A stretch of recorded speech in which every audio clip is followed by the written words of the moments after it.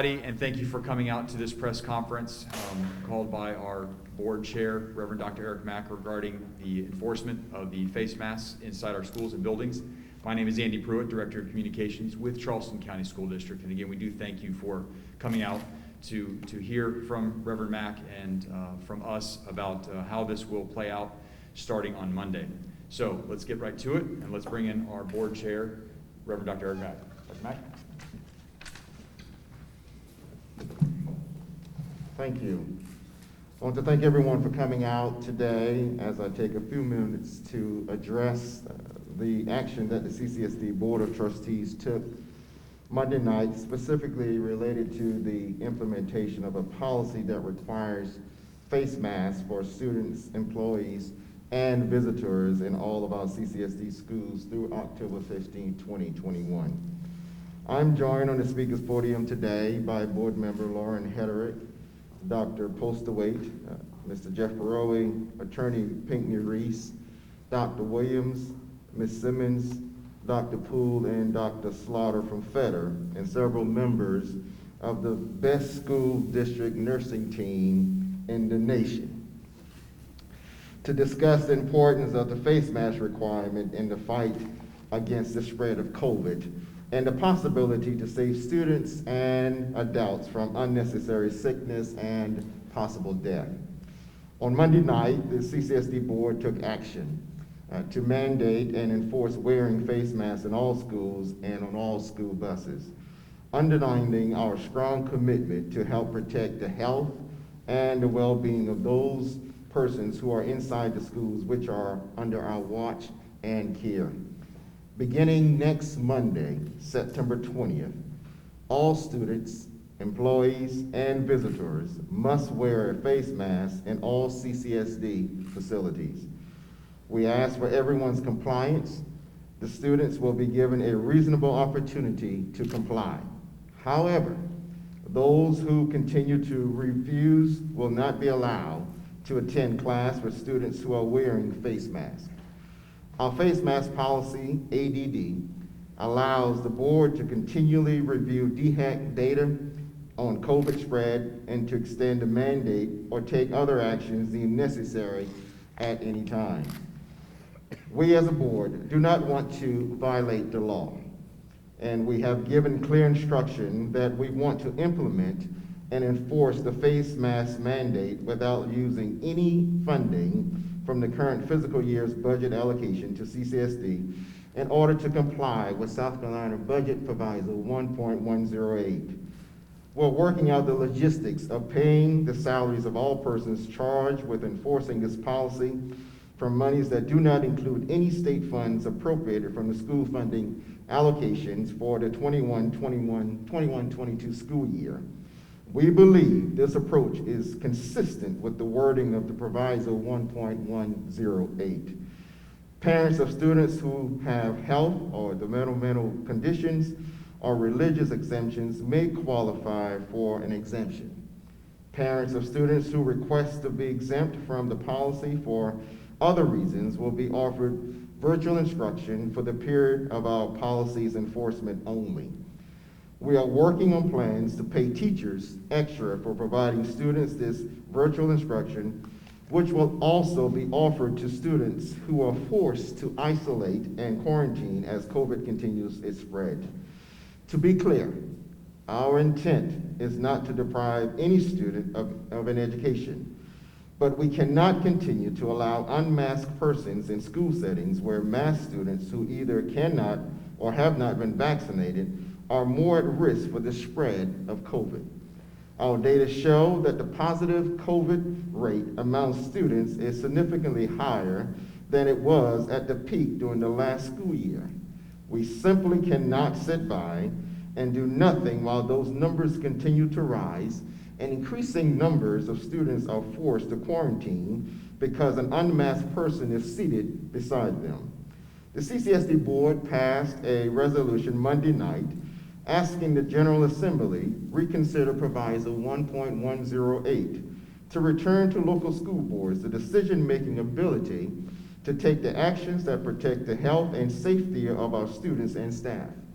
We hope that our General Assembly will not add to the harm done by Proviso 1.108 by taking money away from school districts, which are only trying to protect their students and employees. Some of the details on the CCSD plan to carry out our face mask policy are still being worked out. We will post information as it becomes available on the CCSD website and school websites, as well as through emails and phone calls to parents in the next couple of days. We have stated numerous times that the board's collective opinion is that wearing face masks in school is one essential health and safety measure that we can put in place.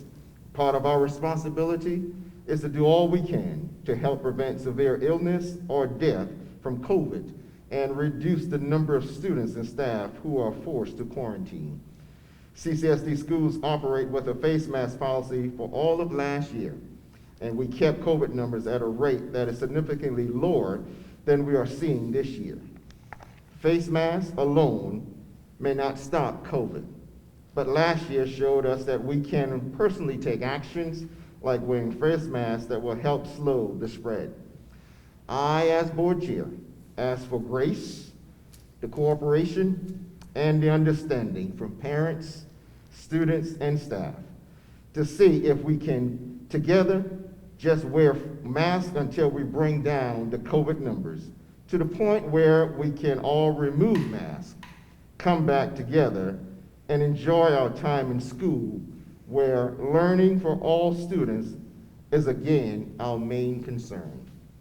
Thank you so much for your attention to this. At this time, we may take a few questions. We do have numerous amount of staff members here present with us today from various departments and areas and professionals as well as we continue to move forward.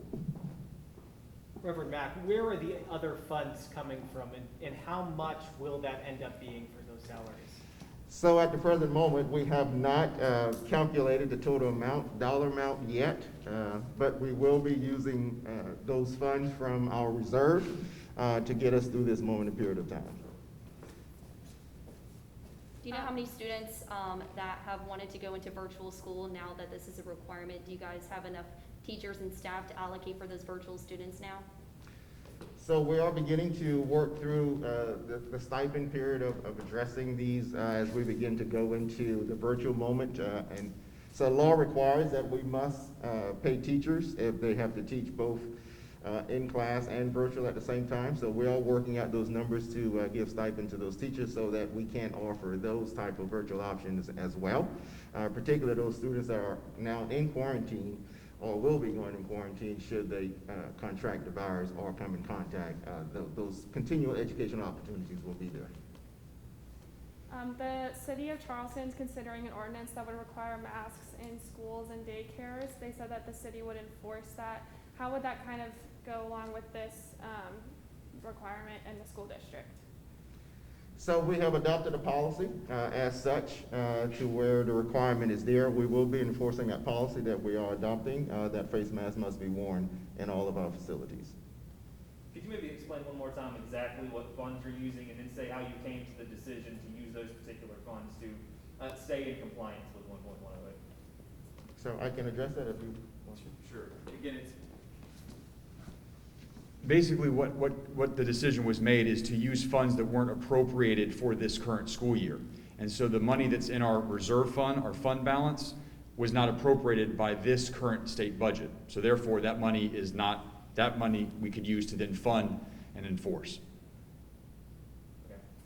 So for any of the board members, could you maybe walk me through, last year you said you had a face mask policy in place.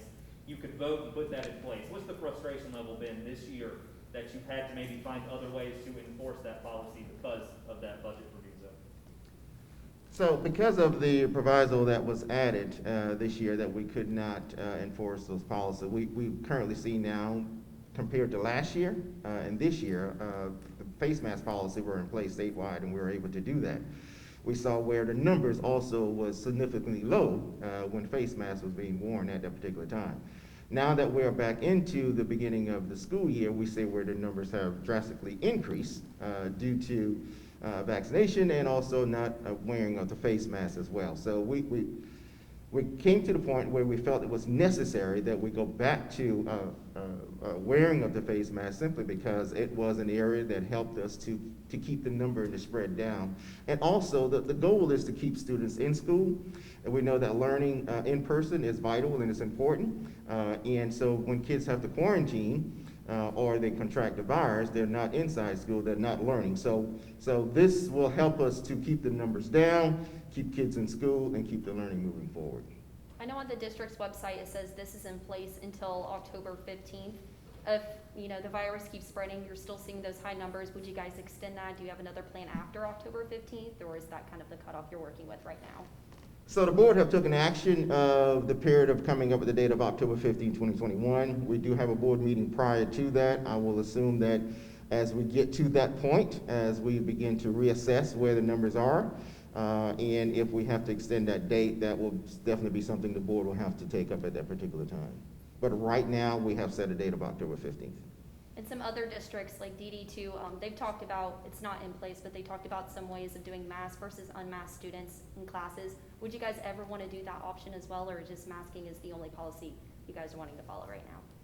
So right now, the board have taken action of mandating the mask at all times and enforcing that throughout the entire time. But let me also say that there are opportunities throughout the school day to where kids have the opportunity of unmasking, to get a breather from the mask, and so those are done multiple times throughout the day. So students are not wearing masks consistently for 8 hours throughout the day. So teachers have been very instrumental in making sure that those opportunities are there for kids to demask, to take a breather from it, but also to mask back up is going to be the course of action.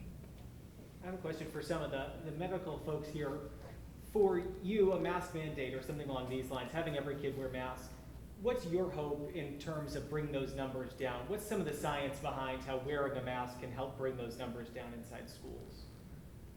Well, for us, from the medical community, it's common sense that the more barriers you can put in place between my respiratory system and my neighbor's respiratory system, the better chance you have at reducing those numbers. And as Reverend Mack said, last year we saw much lower numbers compared to this year, and the big difference is the mask mandates are not in place across the state. We don't have the other physical barriers and such social distancing requirements that we had in place last year. So as a result, unfortunately, we're seeing higher numbers. So the hope, again, is to slow the spread of this, reduce hospitalizations, reduce the effects on the economy from parents having to be out of school because kids are sent home to quarantine or to isolate. So overall, just reduction in the numbers so that the medical community can catch up to caring for those that have active cases. Maybe one more for Reverend Mack. I know you mentioned that kids that get that religious or medical exemption can get that virtual schooling. Is that option open to everybody or just those kids? So of course, those documentation have to be provided in line with the condition with the students themselves, and however the policy, we have a policy that's outlined. We have a policy that's outlined to where those guidelines can be followed as to the exemption component of it.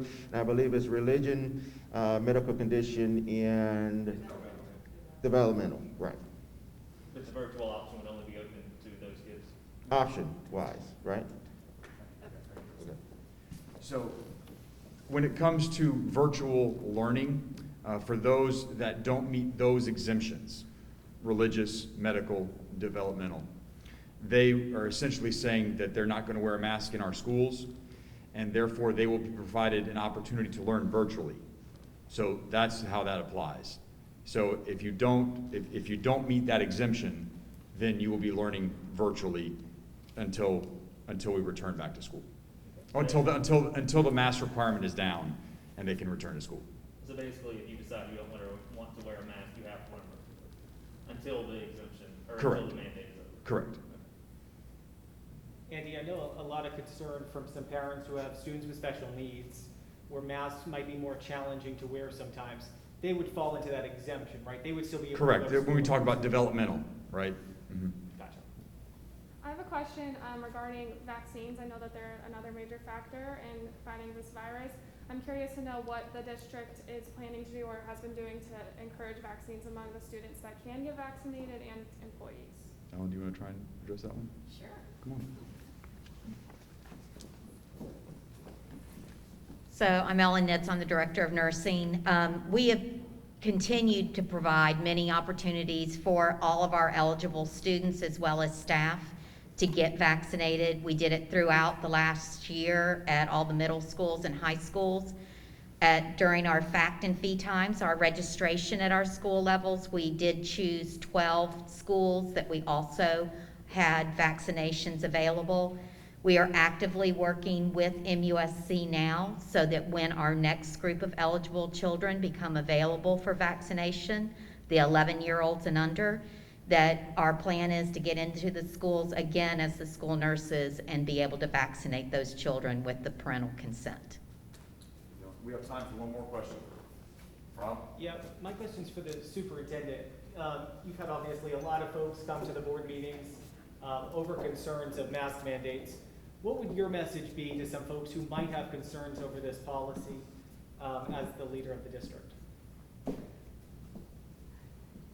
The board has been really clear about the reasons they passed policy ADD, and as a district we will do everything we can to support the learning of all children. But our board's made it really clear that this is about allowing more children to stay in school and not have to be quarantined. We know that if both children are wearing a mask, they're seated at least 3 feet apart, and one contracts COVID. If both have on masks, the one who didn't contract COVID does not have to quarantine if those two students haven't been closer than 3 feet for a total of 15 minutes throughout the day. So it's a matter of really trying to make some sacrifices so that all of our children can stay in school and learn, as well as hopefully to cut down on the spread of the virus, as has already been mentioned. So it is for a limited period of time, and it's for an excellent reason. Thank you. Again, thank you for coming out. For those that are watching, thank you for watching. And more information will be coming out as soon as possible. Please, we encourage parents to make sure that they've downloaded our CCSD mobile app because information will not just be relayed through callouts and emails, but also through that. So we really encourage people to download. Again, thank you for attending and thank you for watching. Reverend Mack, thank you for holding this press conference. Thank you. All right, please have a good day.